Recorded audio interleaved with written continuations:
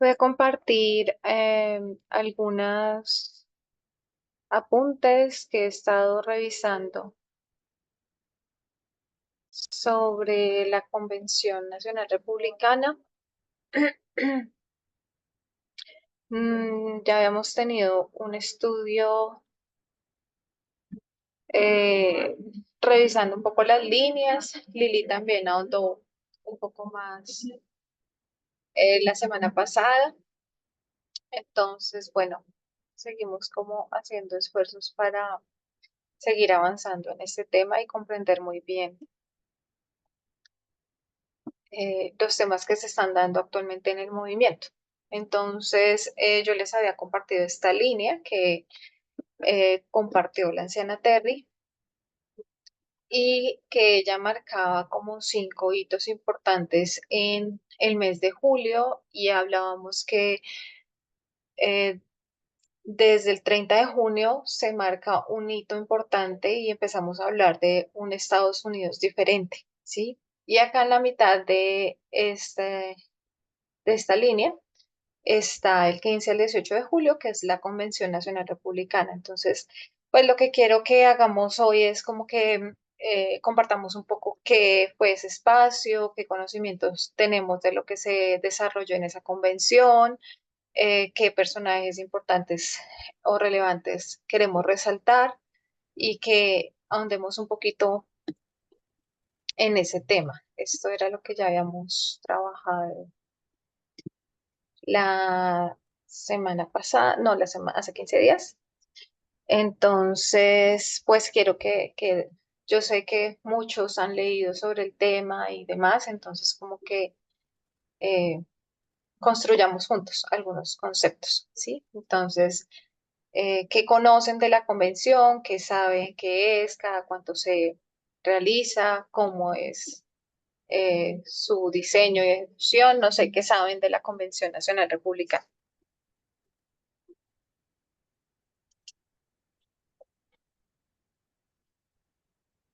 Bueno, yo lo que conocía, ¿no?, de eso es que existen convenciones demócratas y la republicana. Digamos, hay precandidatos o candidatos, por decirlo así, pero es durante la convención en el que se ratifica quién va a ser el candidato del partido, el candidato único del partido para las elecciones.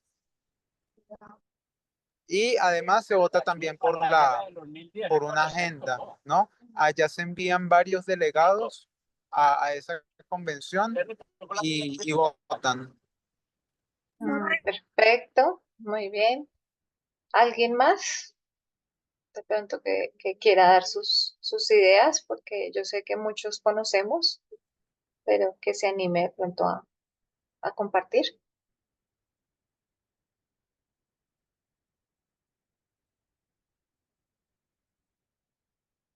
¿no? Bueno, entonces, precisamente cada 4 años, los dos principales partidos de Estados Unidos realizan una convención nacional, ¿cierto? Y esa convención tiene el objetivo de ratificar la elección de candidatos a presidente y a vicepresidente. Básicamente, la convención es un evento que formalmente eh, presenta a su candidato presidencial, ¿sí? Y ese evento da paso a la preparación de la última etapa de campaña electoral, ¿sí?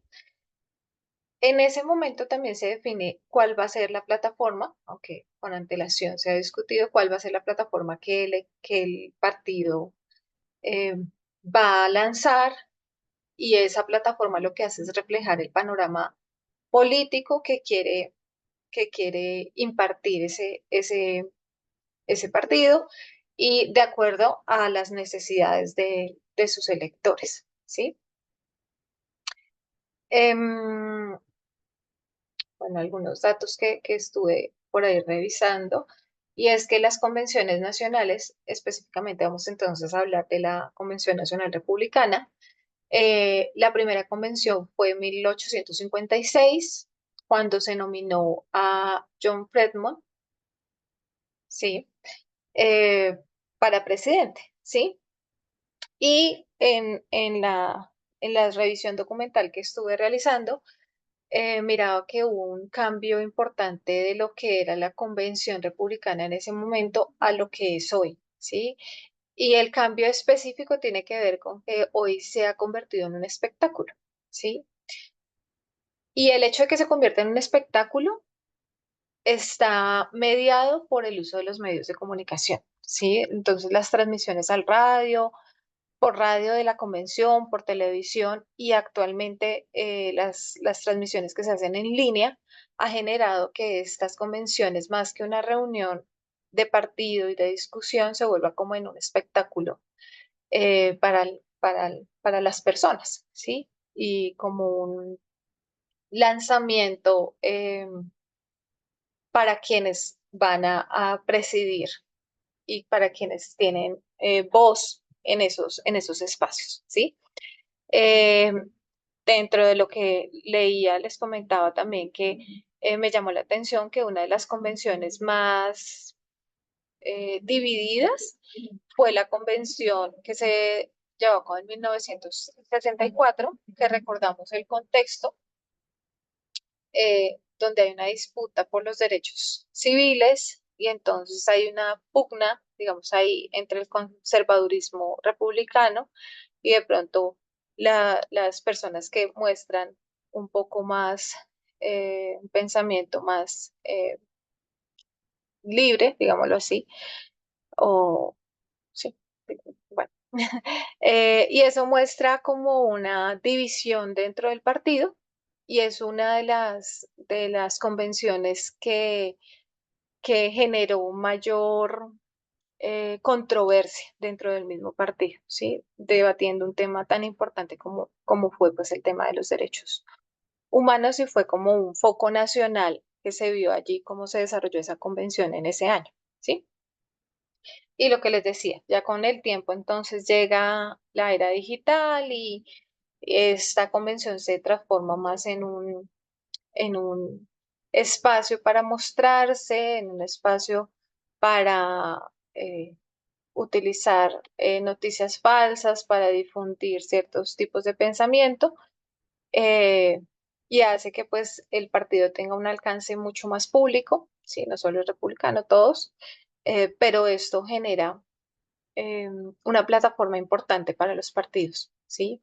Y un hito también importante dentro de las convenciones fue la realizada en el 2020, que recordemos que se celebra durante la pandemia y es un evento importante porque genera que esa transmisión vía internet sea mucho más fuerte, ¿sí? Se solidifica mucho más, como muchas otras cosas que también tomaron mucha fuerza en línea después de la pandemia. Em, ¿Dónde se celebró la Convención Nacional Republicana el año pasado? ¿Recordamos?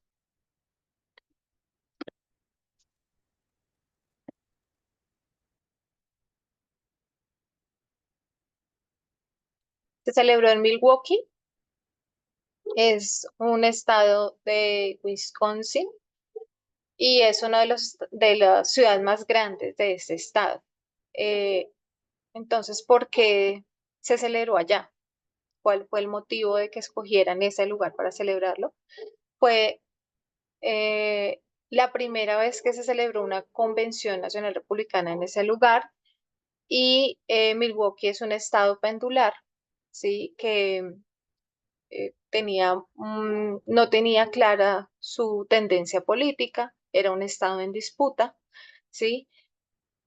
Y no tenían claro, pues, hacia qué lado de la balanza se inclinaban la población de este estado. Entonces eligen este lugar. Había 4 lugares que habían pensado para hacer la convención. Estaba Milwaukee, Nashville, Pittsburgh y Salt Lake City. Y dentro de esos 4 escogen Milwaukee por ser uno de los lugares que más población tenía y en el que estaba muy incierta cuál iba a ser la votación, ¿sí? Entonces, y En la hora de la votación, pues esta ciudad desempeñó y este estado desempeñó un papel muy importante en la determinación de quién fue el ganador en las elecciones recientes. ¿Sí? Entonces fue algo como es algo como muy estratégico que siempre los partidos se piensan para identificar inclusive dónde se va a realizar la convención. Ay, yo no les, perdón,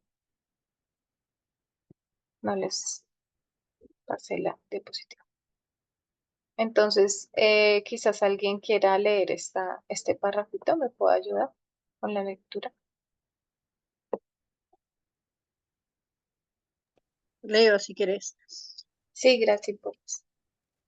La Convención Republicana es un momento para definir la plataforma del partido. Esta plataforma esboza las prioridades y valores políticos del partido, reflejando el panorama político actual y las necesidades de su electorado. Sirve como una herramienta crítica para que el partido articule su posición en temas desde la economía hasta la política exterior. Entender esta plataforma puede ofrecer insights sobre la dirección que es probable que tome el partido en los próximos años. Listo, gracias, gracias. Bueno, De esto nada. es un poco lo que hemos discutido y quiero que entonces miremos un poco qué diferencia esta convención a otras convenciones que se han realizado en años anteriores. Y es un poco lo que hemos tocado ya en algunos de los temas que hemos tenido, pero lo primero que quise poner fue fuerza y victimismo, ¿sí? Entonces, a diferencia de muchas otras convenciones, esta presenta algunas particularidades que quiero que tengamos presente. Lo primero es que la convención inicia menos de 48 horas después de que una bala rozó la oreja de Donald Trump, ¿sí? Menos de 48 horas después de un atentado, ¿sí? Entonces, eso le da una fuerza diferente a la convención y eso se vio como en el espíritu de cómo las personas le hablaban a Donald Trump y cómo él fue recibido en esa convención. Otra cosa importante, por eso lo puse fuerza y victimismo, ¿sí? Porque nosotros vemos cómo se tejió todo el discurso de Donald Trump a través, después de este atentado, mostrándose como un hombre fuerte, pero también algo que han mencionado mucho en los medios de comunicación es que Trump inicialmente, recordemos que la convención duró 4 días y que durante los primeros momentos de la convención él moderó mucho sus comentarios, ¿sí? Y no fue tan hostil como suele serlo. ¿M? Y se mostró como, se hizo como un debut de un hombre víctima, ¿sí? De un hombre, y entonces se trajeron muchos elementos como que él es un abuelo amoroso, como que él es eh, un hombre que ha sido víctima de muchas situaciones a nivel jurídico también, sí, de mucha persecución. Y entonces, inicialmente, ese fue el tinte que se le dio como a la convención, ¿sí? Entonces, la idea era de los republicanos era presentar un candidato muy amable, ¿sí? Que llama a sus nietos, que está pendiente de ellos mientras ellos juegan golf, y eso es algo que se vio durante el discurso, no solo de él, sino de las personas que acompañaron la convención. Ese es un elemento. No sé, si alguien quiere comentar algo, siéntanse libres de interrumpir. El otro elemento que quiero resaltar es este, que es apoyo unánime. Y es que a diferencia de las otras convenciones y específicamente de la convención de 2016, donde Trump no era el favorito y había como mucha resistencia a su candidatura, en esta oportunidad esto no se vio, ¿sí? En 2016 él enfrentaba muchas críticas dentro de su propio partido, dentro de su propio partido, pero en esta última convención no fue así, sino que las voces disidentes de Trump se fueron, se apagaron y no, nadie mencionó nada en contra de él, ¿sí?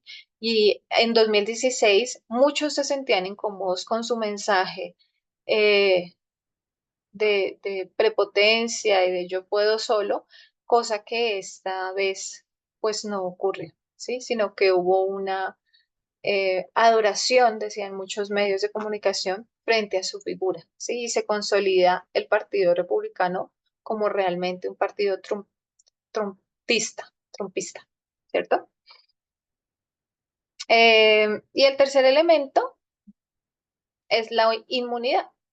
Entonces, leíamos en muchos medios de comunicación que es un caso muy singular el de Trump, que ha sido condenado por muchos delitos, ¿sí? Que enfrenta, además de los delitos que de los que ya en los que ya ha sido juzgado, eh, em- sigue enfrentando juicios penales, ¿sí?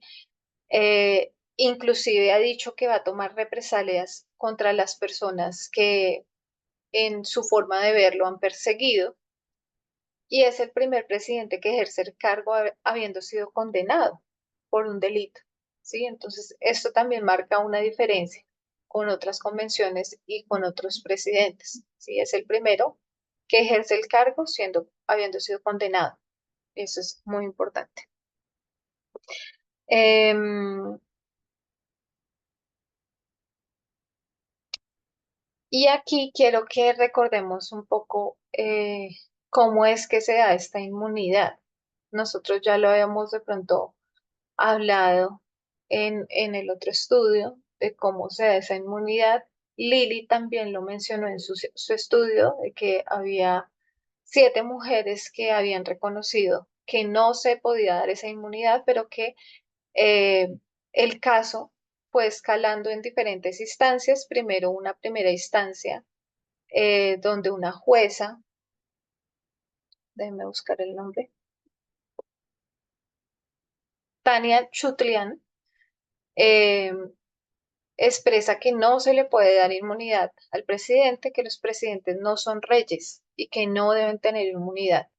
Y ese caso entonces escala a una segunda instancia, que es el Tribunal Federal, y allí también las juezas que estudian el caso unánimemente dicen que no se debe dar inmunidad al expresidente, ahora presidente Trump, y que cualquier inmunidad que lo protegiera durante su mandato ya no estaba vigente y el 6 de enero, por ejemplo, no estaba vigente, ¿cierto?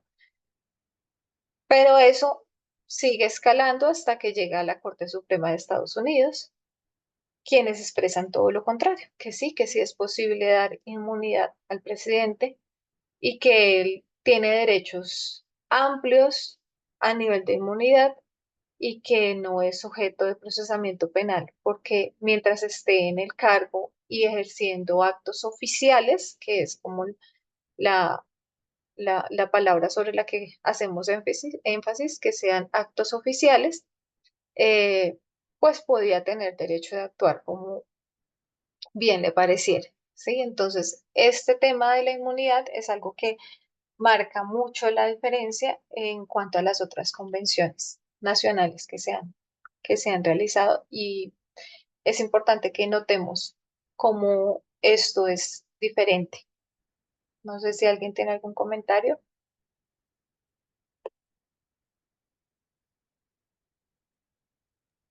Sí, yo creo que eso es realmente lo detonante de esta situación, porque es increíble, digo, en realidad no es increíble, pero es tan, rompe los ojos lo ilegal de la situación, porque es tal cual lo dijo la jueza, o sea, es un ser humano que por más que esté al frente del gobierno, lo que sea, tiene que estar regido por las mismas leyes. O sea, no puede haber una ley especial donde él pueda hacer lo que quiera, robar, matar, y que nadie lo juzgue por eso. Realmente hizo una trama perfecta para poder ejercer a su criterio y voluntad y que nadie pueda objetarle absolutamente nada. Eso de haber logrado eh, el control total sobre la Suprema Corte lo erige si no en un rey, en un dios. Ajá. Sí, así es, gracias. Anciano Marco. Sí, claro, por un lado yo entiendo lo de la inmunidad, lo problemático, y también recuerdo que la misma, una de las juezas disendió, no sé, de la Corte Suprema en esa decisión, pero tal vez recuerdan que el anciano también cuestionó un poco la molestia que todos tienen, porque dice, no es normal que un presidente tenga inmunidad y que la Constitución en realidad le da amplias inmunidades justamente porque tiene que hacerlo para que pueda actuar, ¿no es cierto? Entonces yo quiero, me gustaría escuchar su opinión, ¿cómo lo ven esto? Em, ¿Cómo han entendido lo que dijo el anciano, si lo recuerdan, y qué opinan? Porque no es raro que un presidente pues tiene que tener inmunidad, ¿no? Él no puede, digamos, empezar una guerra contra un país y después le pueden, digamos, atacar por eso y hacer juicio, digamos, ¿no? Ajá. Sí, no sé si alguien quiere tener algún comentario adicional.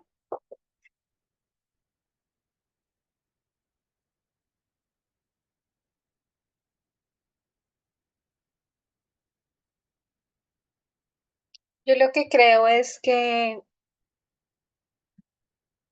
es bien particular porque ya habíamos mencionado que el caso de Nixon versus Fitzgerald, pero era un caso bien diferente, ¿sí? Digamos bueno, habría muchos matices que mirar allí, ¿sí? Pero sí es preocupante que en una persona como Donald Trump tenga esta herramienta, ¿sí? Porque creo que hay muchas cosas que desbordan la legalidad, ¿sí? Y que él utiliza con ese escudo de tener esta inmunidad. No sé, ¿qué otros Este, pensamientos tienen ustedes? también es interesante ver cómo Estados Unidos eligió porque tuvo esa oportunidad a partir de junio del 2021, donde se comenzaron se dieron las primeras,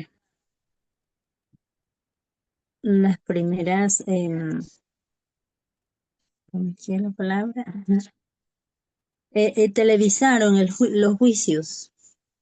Eh, Hubo amplia, o sea, difusión, se estuvieron las redes, las medios de comunicación, todos allí, y todo Estados Unidos pudo presenciar todos esos 10, fueron 10, creo que fueron 10 juicios, y ellos tuvieron la oportunidad de sentar su posición para poder elegir, y cómo aún así pues se le eligió a él como presidente. Sí, y yo creo que también tiene que ver no solo con la inmunidad, sino con todas las cosas que están alrededor de esa inmunidad, el uso de la mentira, el narcisismo, el discurso de odio. Yo creo que es un conjunto de cosas, ¿sí? Porque mm, La inmunidad por sí sola tal vez no podría actuar, pero son muchas otras cosas que están alrededor que hacen que sea muy peligroso el tema y sea muy particular lo que está pasando, ¿sí? Eh, Leía yo también, por ejemplo, que nunca se había visto, bueno, desde hace muchos años, porque sí se vio precisamente en Roosevelt, que fue el primer republicano en recibir 3 nominaciones presidenciales consecutivas, al igual que Trump. Tiene una secuencia de nominaciones, ¿sí? Y es por el poder y el número y el grupo de personas que atrae, ¿sí? El último de los republicanos que fue nominado también 3 veces fue Richard Nixon, pero no fue algo consecutivo, ¿sí? Entonces vemos acá 3 personajes que también me parece importante que lo resaltemos y que identifiquemos qué otras cosas están alrededor de la inmunidad. No es solo la inmunidad, sino muchas otras cosas, ¿sí? Que, que, que se identifican y que se transforman a través del discurso que él va generando, ¿sí? Y de su ejercicio de poder, ¿no? No sé si tienen otros pensamientos al respecto. Sí, lo único que yo pienso que hay que entender es que la inmunidad es correcta, el presidente tiene inmunidad, pero en cuanto a ciertos actos, ¿no es cierto? Actos presidenciales, tiene que haber sido presidente y tiene que haber sido, digamos, actuando como presidente para la nación. Pero en cuanto a cosas personales, entonces ya termina la inmunidad y creo que eso fue un poco el peligro ahora o el miedo de que hasta dónde se extiende, digamos, esa protección. Sí, sí, digamos que esa era la discusión también en torno a lo que yo mencionaba la palabra de actos oficiales y entonces discutíamos de qué es oficial y qué no es oficial y qué actos se le perdonan durante el mandato y cuáles no, ¿sí? Porque hay muchas cosas que pues estarían ahí en discusión, pero pues que la balanza se inclinaría hacia la inmunidad en cualquier caso porque pues se justifica de muchas maneras su actuar, ¿sí? Entonces con lo del 6 de enero, entonces se dice, no, es que yo estaba protegiendo eh, la forma en que se dieron las elecciones, ¿sí? Y pues como que todo se justifica en base a que como era presidente, pues él seguía garantizando eh, los derechos de una población. Y cuando pues todo se maneja a través del discurso, cuando quizás no es así, ¿cierto? Sino que hay otros intereses personales de fondo.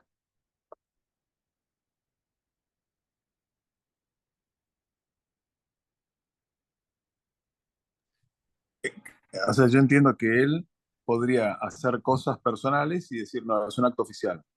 Y listo, queda protegido. Exacto.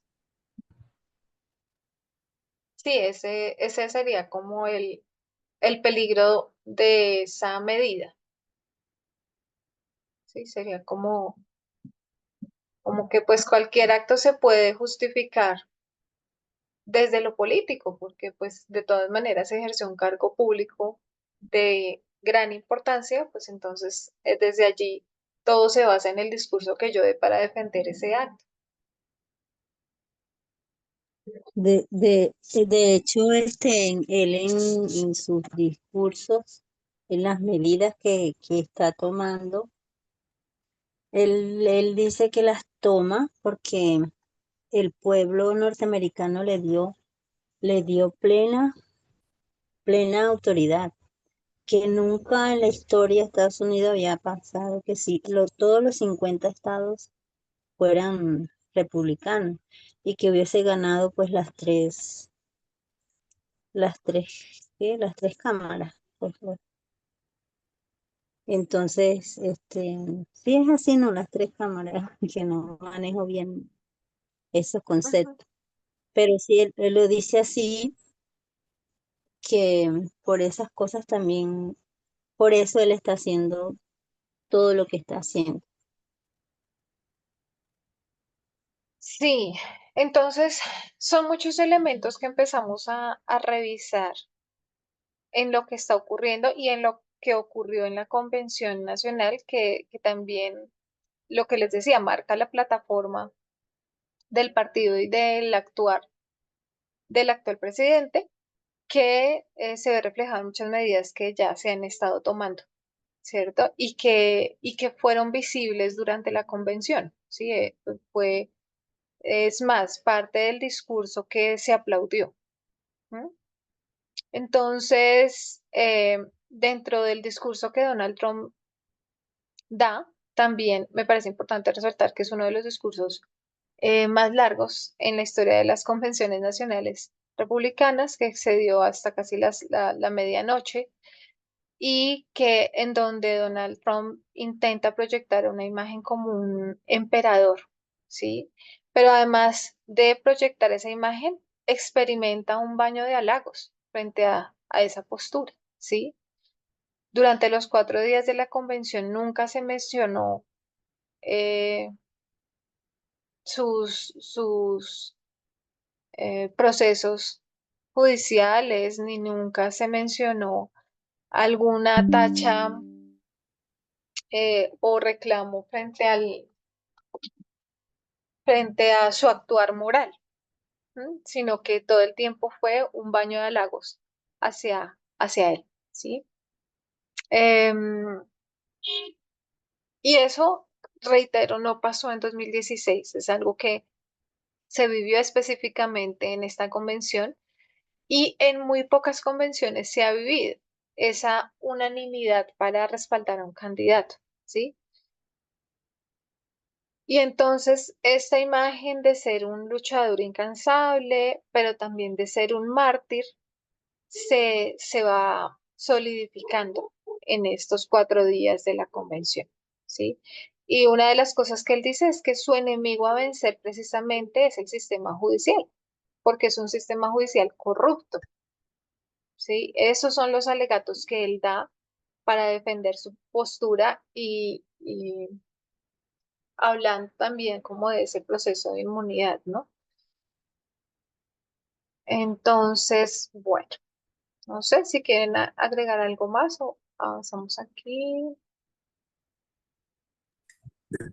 Yo tengo un comentario. Sí, adelante. Dale, dale. Que yo nunca había visto una convención republicana antes e intenté ver esta, pero eran como 6 horas cada día, era un montón. Más vi la del último día. Y algo que me llamó la atención fue que todas las personas que hablaron, que la mayoría eran hombres blancos, todas las personas exaltaban la postura del milagro que había acontecido un milagro en que él haya salido vivo del atentado. Ujú. Había como un común denominador de Dios lo salvó. Esto fue un milagro y él resucitó como una nueva persona. Y había como un mensaje de él literalmente dio su vida por este país, literalmente entregó su sangre por este país, es nuestra función dar la vida por él. Casi como una imagen mesiánica de hombre escogido por Dios. Yo percibía como que era el reconocimiento, como que ellos reconocían que era un movimiento elegido por Dios, que entendían que era un punto de inflexión, que si él no ganaba, literalmente América se perdía para siempre, y él era el elegido. O sea, no había ninguna duda. Incluso ese Carson, el periodista, él dice, cuando yo lo veo levantarse y levantar el brazo, diciendo peleen, peleen, yo veo que él es otro hombre. Como que hubo una transformación en ese momento, sobrenatural. Eh, y eso realmente fue muy impresionante, o sea, ver ese movimiento consolidado con un líder elegido por Dios. Solo eso. Sí, total. Eh, Fue algo muy notorio y algo que uno encuentra mucho en el discurso de cada una de las personas que participaron. Yo tampoco lo vi todo, vi algunas cosas que me llamaron la atención, y, pero sí, digamos que es transversal eso que tú mencionas, Mati, como ese eh, endiosamiento de Donald Trump, uno, eso. Y dos cosas que me parece, lo segundo que me parece muy transversal a lo que fue la convención fue el discurso de odio. Fue un discurso de odio muy marcado, eh, que ya lo vamos a ir desglosando. Graci, ¿tú ibas a decir algo? Sí, pero ya me olvidé, no importa. Ay, lo siento. César, No importa. Ah, a no, ver si lo pues recuerdas ahorita. yo me perdí por acá como 20 minutos que estábamos subiendo las escaleras, ya estamos acá y bueno, mira, no sé si ya lo hablaron o si lo comentaron antes, no sé. Cuando hablaba sobre el discurso de odio, me vino principalmente a la mente que el hecho de que trajeron a un comediante, no sé si fue el último día o el penúltimo, no sé, que hizo un chiste súper horrible sobre, prácticamente sobre Latinoamérica en general y Puerto Rico, o sea, haciendo un chiste sobre Puerto Rico y que isla de yo no sé qué, o sea, prácticamente poniendo al resto de Latinoamérica y la mayoría de los migrantes, ¿no? Que vienen de acá de Latinoamérica como que si fuesen gente que nada, que van es allá a hacer maldades y que vienen de lugares que son terribles y vienen es a contaminar, porque eso también lo dijo Trump, que están contaminando la sangre de nuestro país. No lo dijo en la convención, pero sí lo había dicho en uno de sus mítines. Sí. Eh, bueno, digamos que eso marca mucho el pensamiento republicano que se ha consolidado y que se ha normalizado, porque ahora se normaliza estar estigmatizando a muchos grupos y eso fue lo que ocurrió en la convención. Entonces voy a desglosar cada uno de los días como un resumen muy corto. Esta era la agenda propuesta. El primer día, entonces, la idea era hablar de economía, hagamos rico Estados Unidos otra vez. El segundo día, la idea era hablar de la seguridad, entonces hagamos seguro a Estados Unidos otra vez. El tercer día, hagamos fuerte a Estados Unidos otra vez. Y el cuarto día, hagamos grande a Estados Unidos otra vez. Esta era la agenda que se propuso para realizar la convención. Sin embargo, lo que yo decía de que hay algo transversal en esos 4 días y es el discurso de odio que se dirigió cada día a un grupo diferente, pero siempre estuvo como muy marcado por esos mensajes bien radicales. Y aunque el primer día, entonces empecemos, se suponía que se iba a hablar de economía, de los aranceles, del aumento de la producción de petróleo y demás, eh, lo que más aplausos generó ese día, los aplausos más grandes provinieron de las duras críticas a las personas transgénero, ¿sí? Entonces, ese día se habló mucho de la indignación que tenía el partido en general porque el Día de Visibilidad Transgénero de 2024 coincidió con la Pascua, en el domingo de Pascua, ¿sí? Entonces, en eso hicieron mucho énfasis eh, los oradores exponiendo desde varios puntos porque eso era algo pues abominable, ¿sí? Y digamos que fue como la base del discurso. No se habló mucho de economía, se habló específicamente del odio a la población trans. Entonces puse aquí algunos ejemplos. A ver, el senador Ron Johnson, republicano de Wisconsin, dijo que la convención era parte de una agenda marginal que incluye a hombres biológicos compitiendo contra niñas, refiriéndose mucho a los Juegos Olímpicos de París, ¿sí? Eh, Decían cosas como, está mal pedir a las chicas que compitan contra atletas transgénero. El representante John James, republicano de Michigan, dijo, a nuestras hijas se les vendió la esperanza y ahora las obligan a ir a campos de juego y a los vestuarios con hombres biológicos. Y todo esto era lo que estaba marcando la agenda de ese día lunes, ¿sí? Y eso era lo que más se aplaudía, ¿sí? No digo que no se habló de economía, pero digamos que el tema se centró básicamente en criticar eh, a la población transgénero desde muchos puntos de vista y desde muchos discursos, desde muchas perspectivas, ¿sí? Em,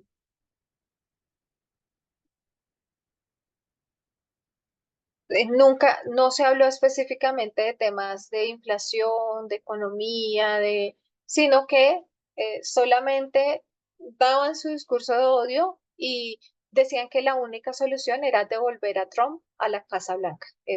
Fue como la bandera de ese día, a pesar de que la agenda se había propuesto para otra cosa, ¿sí? Entonces, inclusive ahora, hace algunos días estaba leyendo algo sobre que Trump ya firmó una orden ejecutiva que prohibía a las mujeres transgéneros participar en deportes femeninos. Entonces, mucho de esto que se visibilizó en su agenda real, la que realmente ejecutó este odio a la población transgénero, pues ya está empezando a tener fruto en las acciones de gobierno que está realizando. ¿Algún comentario? Pueden participar. Bueno, me van diciendo si quieren comentar algo. El tema del día martes era la inmigración, porque entonces lo titularon Hagamos seguro a Estados Unidos otra vez.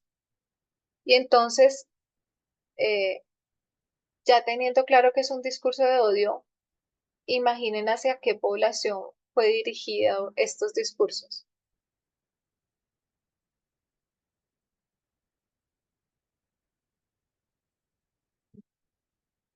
Hacia Obviamente a los los venezolanos. migrantes. Bueno, en gran parte hacia los venezolanos. La última ley antimigración y que daba permiso, ¿no? De deportar a gente simplemente por ser acusada se llama la Riley, o sea, el apellido era Riley, no me acuerdo el primer nombre, porque murió víctima de un venezolano. Entonces, también, y sobre los haitianos, también allá. Exacto, así es. Entonces, el discurso de odio de este día se centró en las víctimas o en los familiares de personas asesinadas por los migrantes, ¿sí? Y entonces se enfatizaba en que eran personas que se radicaban de manera irregular en Estados Unidos y que actualmente estaban em, teniendo cargos penales, enfrentando cargos penales, ¿sí? Y entonces hablaron de que los niveles de criminalidad de países como Venezuela, como El Salvador, han bajado. ¿Por qué? Porque han enviado sus criminales y sus pacientes mentales, dicho de esta manera, a territorio estadounidense. ¿Mm? Utilizaron mucho la palabra invasión en sus discursos, no se referían como migrantes, sino invasores, ¿sí? Extranjeros ilegales que quitan trabajo a su población y que no permiten el surgimiento de Estados Unidos, ¿sí?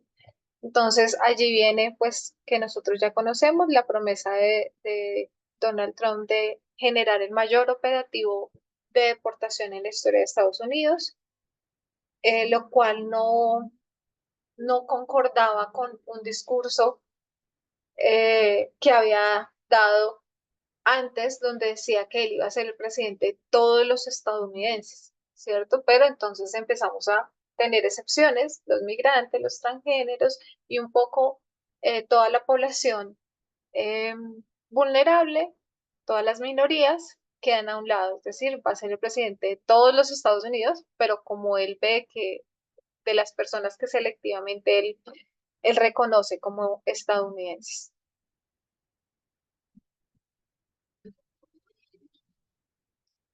El día miércoles, entonces, quiere abordar un tema como de seguridad nacional, entonces hagamos fuerte Estados Unidos otra vez. Y allí, entonces, el discurso de odio se da hacia otros gobernantes que no comparten su misma ideología. Entonces, allí, ese día se enfatiza mucho en argumentos hacia Joe Biden, hacia el expresidente Joe Biden, diciendo que él generó un estado débil, que él es un fracasado, y al mismo tiempo que iba haciendo se iba hilando ese discurso, también entonces ese día es el que una de las nietas de Donald Trump da un discurso, ¿sí? Y entonces se quiere resaltar esa imagen del abuelo Trump, del bondadoso, del que comparte al lado de, de sus seres queridos, del cuidador, ¿sí? Entonces eh, empiezan a contrastar estas dos imágenes de lo que quieren proyectar de Donald Trump. Y como ya se tenía como el rumor de que Biden iba a renunciar a la candidatura, entonces también empieza un ataque fuerte hacia Kamala Harris, ¿sí? Y pues lo que mencionaba hace un poco, que se criticó mucho también la edad de Biden. Sin embargo, Donald Trump es solamente 3 años menor que Biden, ¿sí? Entonces, bueno, hay varias cosas para resaltar. Y el jueves, eh, la agenda propuesta es hagamos grande a Estados Unidos otra vez. Y en este día se enfatiza mucho en lo que mencionabas tú, Mati, de generar esa perspectiva de Donald Trump como un salvador. Y ese discurso se maneja mucho. Entonces ya tenemos 3 días donde hay un discurso de odio fuerte hacia varios grupos poblacionales, y el día jueves se cierra con una posición más de victimismo, ¿sí? Como eh, entonces se hace un discurso de que gracias a la providencia, eh, Donald Trump ha sido salvado de los ataques y que ahora viene más decidido que nunca a recuperar la Casa Blanca. Entonces hay un apoyo unánime a esa figura de Salvador y Redentor, víctima de todo un sistema judicial y de todo un sistema político que busca eh, pues sacarlo de la Casa Blanca, ¿sí? Entonces, dentro de ese día jueves es que él da el discurso que les digo que es el más largo que se ha presentado en una convención nacional republicana, y dentro de sus discursos muchos periodistas mencionan más de 20 mentiras reiteradas que él genera en ese discurso. Y dentro de lo que él menciona, dice muchas cosas muy ofensivas. Por ejemplo, llama a Nancy Pelosi que es una loca, se refiere a la invasión de los migrantes como específicamente criminales, ¿sí? Y es algo que él ha repetido muchas veces. Eh, Refiere nuevamente que le fueron robadas las elecciones de 2020, y también dice cosas incoherentes como que la próxima convención nacional republicana se podría realizar en Venezuela, ¿sí? Entonces, em, junto con James Vance, se genera un discurso como en la misma línea, ¿sí? Vuelve y reitera que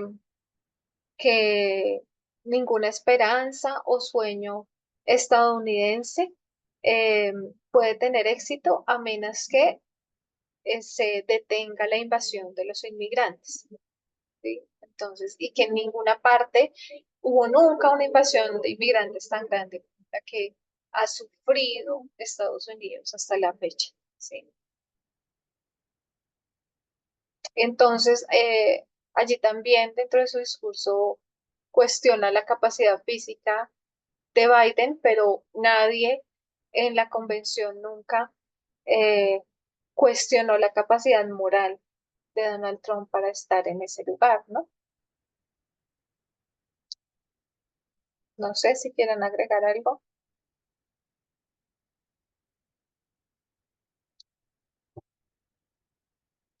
Bueno, el día jueves también es el que el luchador Hulk Hogan, que ya se ha hablado en otros momentos, se arranca su camisa para dejar al descubierto una camisa que tiene abajo que dice que el mejor equipo de mi vida, refiriéndose a Trump y a Vance.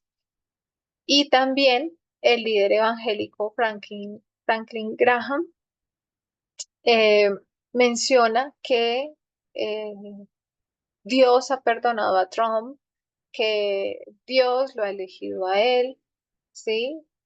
Eh, y pues se genera todo este culto hacia Trump en un ambiente de idolatría hacia este hoy presidente, que lo afianza dentro de su liderazgo político y inclusive espiritual. ¿No? Entonces yo quiero que miremos aquí un poco para que reconozcamos. Ya están viendo ahí la pantalla del artículo del New York Times. Sí. Voy a poner esto dura 30 segundos para que miremos cómo es ese espíritu de la convención que me pareció bastante particular. What happened last week when they took a shot at my hero and they tried to kill the next president of the United States? Enough was enough. And I said, let Trumpomania run wild, brother. Let Trumpomania rule again. Let Trumpomania make America great again.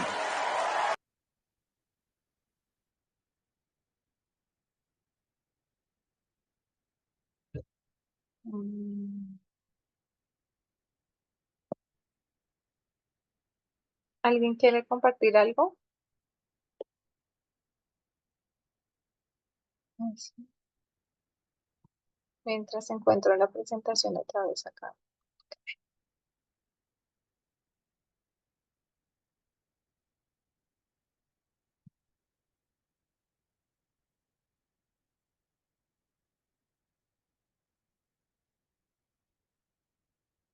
Que estaba pensando en el énfasis, ¿no? Que se le hace a Trump como figura de ese partido, como prácticamente como ideólogo del Partido Republicano de este siglo,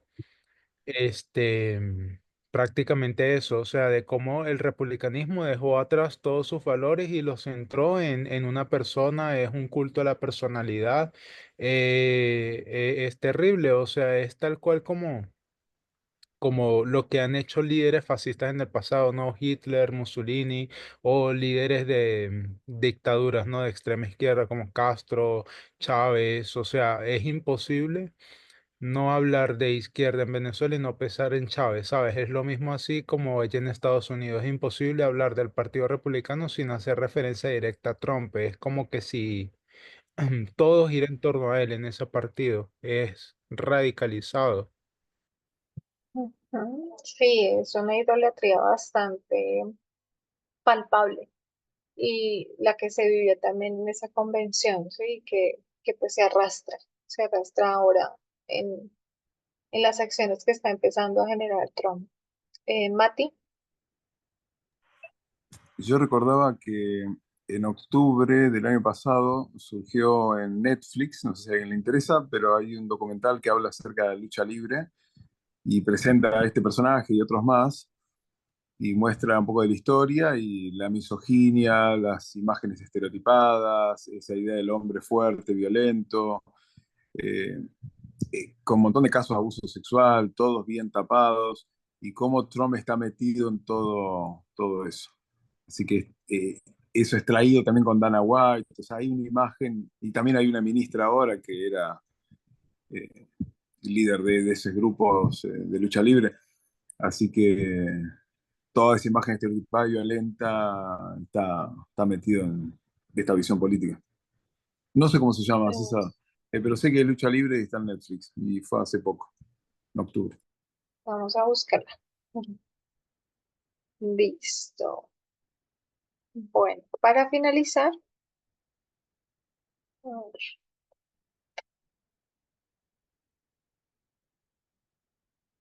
eh,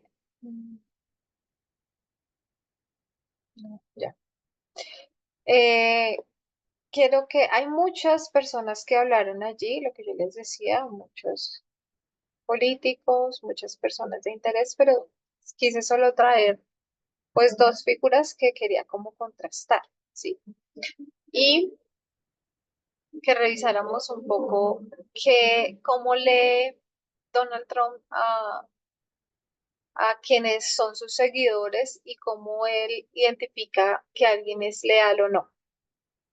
Entonces, por un lado tenemos a eh, Ninrata Nikki Randhawa, perdón si lo pronuncio mal. Ella es una política estadounidense del Partido Republicano y ella fue embajadora para las Naciones Unidas de Estados Unidos, ¿sí? Fue embajadora y fue nombrada en el periodo anterior de Donald Trump, ¿sí? Siempre estuvo como muy cercana a él.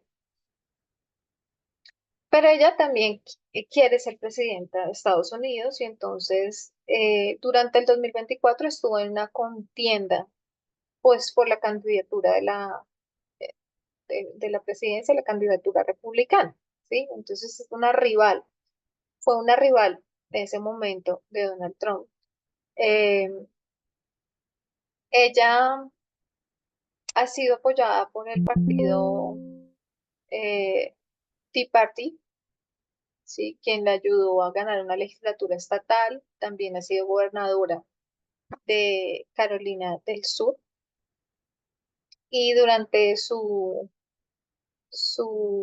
cargo político, ella prohibió en el estado el aborto después de las 20 semanas, ¿sí? Digamos un pensamiento republicano pues bien consolidado.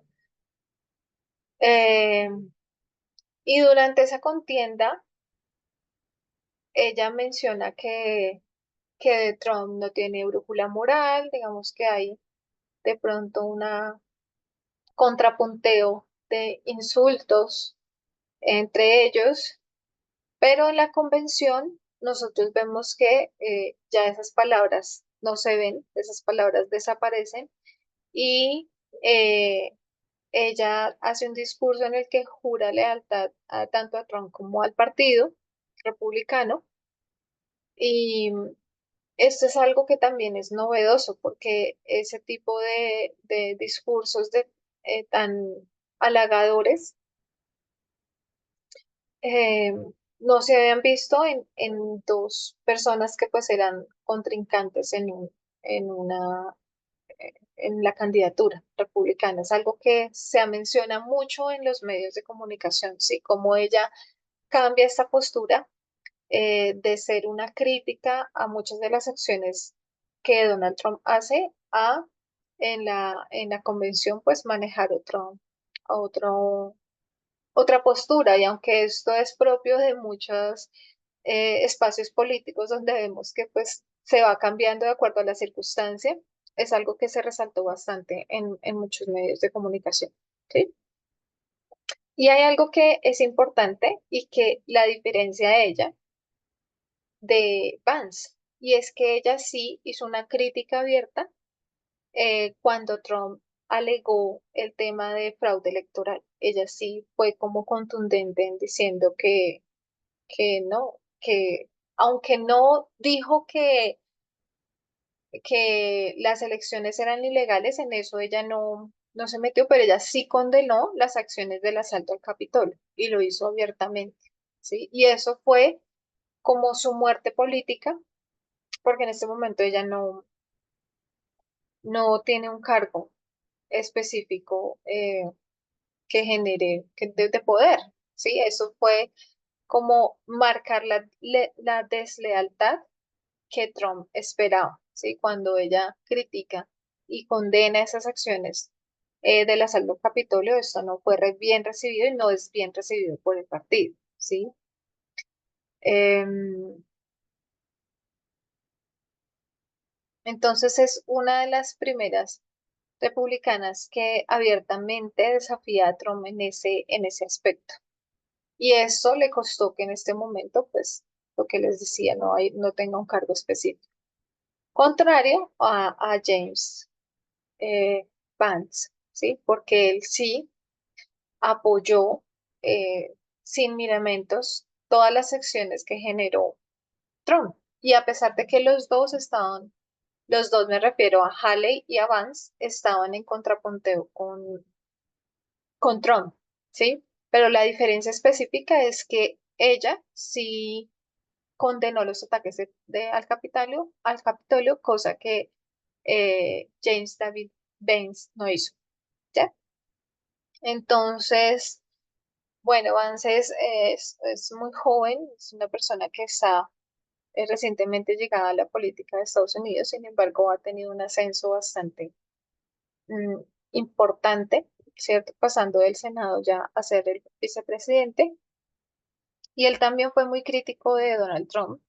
Lo calificó de ser un hombre reprobable, de ser una heroína cultural, lo comparó con Hitler, ¿sí?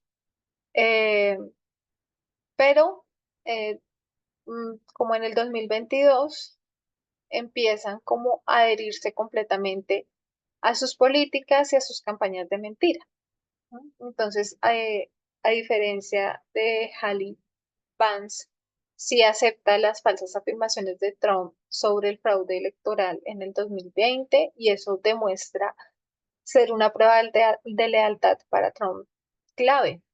¿M? Y eso es lo que también, eh, pues, se menciona que es lo que lleva a Vance a ocupar el lugar que ahorita está ocupando. En el tema del aborto, James Vance es mucho más radical y se ha mostrado siempre mucho más radical que Trump. Y él ha manifestado que no cree en las excepciones de las restricciones del aborto, ni en casos de violación, ni en casos de incesto, y manifiesta que apoyaría la prohibición del aborto, inclusive a partir de las 15 semanas, pero cuando se empieza a hacer esta alianza con Trump, pues él pone una postura un poco más suave respecto al aborto, ¿sí? Solo en su discurso.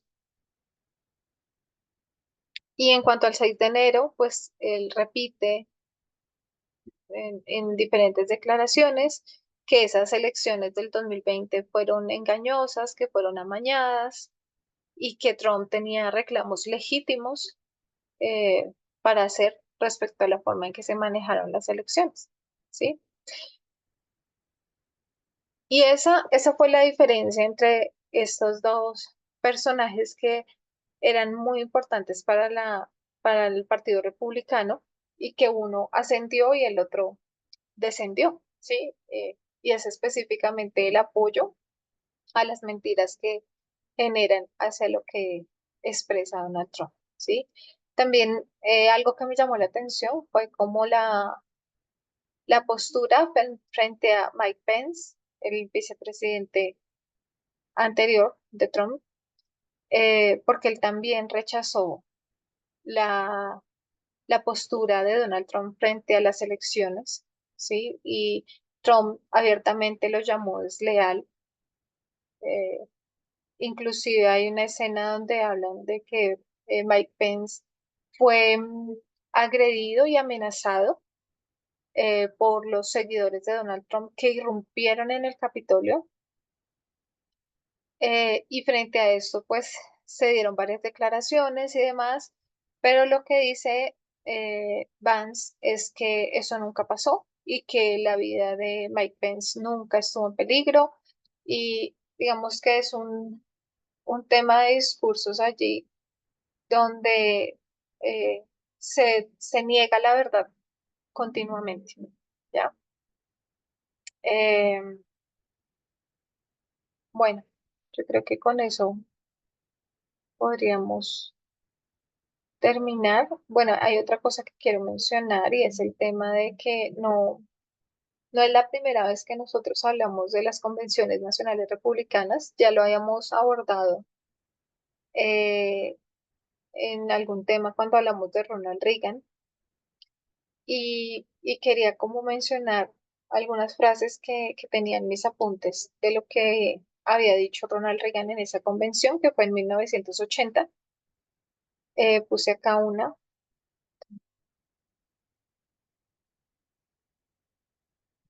Acá está. Dice Ronald Reagan en la Convención Nacional de 1980. Sé que no puedes respaldarme, pero quiero que sepas que te respaldo a ti y a lo que estás haciendo. Y con todo esto que les digo del discurso de Donald Trump, pareciera que fuera al revés. Lo que él quiere es el respaldo total de las personas, no dar el respaldo de él a las personas, sino que los colaboradores que él quiera es que lo respalden en absolutamente todo lo que él diga o mencione o se le ocurra, porque quien no lo haga será considerado como desleal, ¿sí?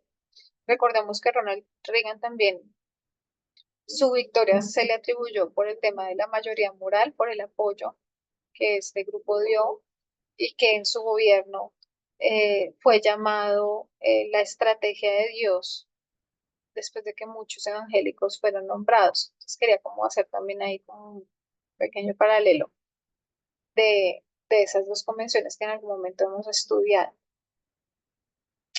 Bueno, no sé si quieren agregar algo, si tienen algún comentario, siéntanse libres de hacerlo.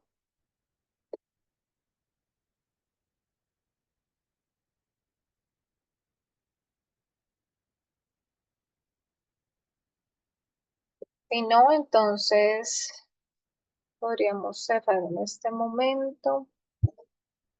No sé si Graci, tú quisieras acompañarnos con una oración final para cerrar. Bueno, cómo no. Gracias. Dios que estás en el cielo, gracias querido Señor por este día santo, gracias por la posibilidad de estudiar juntos a través a pesar de la distancia.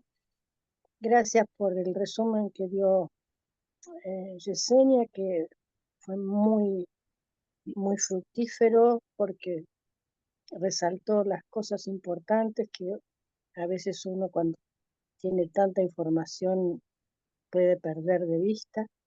Gracias, Señor, por estar con nosotros y dirigirnos.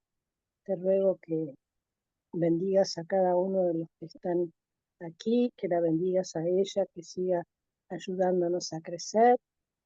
Te ruego que te quedes con cada uno y que nos ayudes, Señor, a seguir en este camino, que por lo menos en mi caso me falta mucho para comprender y que nos santifique, Señor, cada día. En el bendito nombre de Jesús pedimos y agradecemos todo. Amén. Amén. Bueno, muchas Amén. gracias Gracias, por O Jessy. sea,